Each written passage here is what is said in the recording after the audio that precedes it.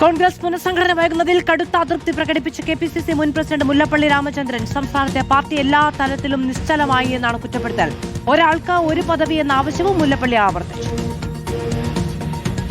AICC general secretary Deepa Das മുൻഷിയുമായി ആശയവിനിമയം നടത്തിയിട്ടും കെപിസിസി പ്രസിഡന്റിനെ നിയമിക്കാത്തതിലെ അതൃപ്തിയാണ് മുല്ലപ്പള്ളിയുടെ പ്രസ്താവനയിലൂടെ പുറത്തുവരുന്നത്.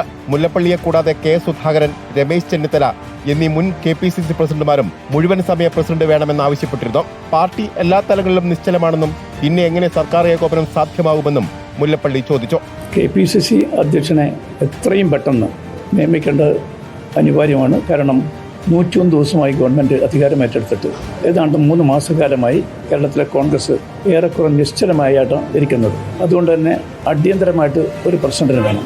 മുഴുവൻ സമയ പ്രസിഡന്റ് വേണമെന്ന ആവശ്യത്തിലൂടെ ഒരാൾക്ക് ഒരു പദവി മതിയെന്ന നിലപാടും മുല്ലപ്പള്ളി ആവർത്തിച്ചു.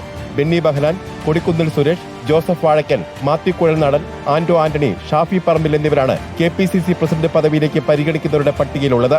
ഒരാൾക്ക് ഒരു പദവി ഹൈക്കമാൻഡ് അംഗീകരിച്ചാൽ ജോസഫ് വാഴക്കന് മുൻതൂക്കം ലഭിക്കും. അർഹതയാണ് പരിഗണിക്കപ്പെടേണ്ടതെന്ന് പറയുമ്പോഴും ആരെ പ്രസിഡന്റാക്കണമെന്നതിൽ മുല്ലപ്പള്ളി ഇതുവരെ മനസ്സ് തുറന്നിട്ടില്ല. റിപ്പോർട്ടർ, കോഴിക്കോട്.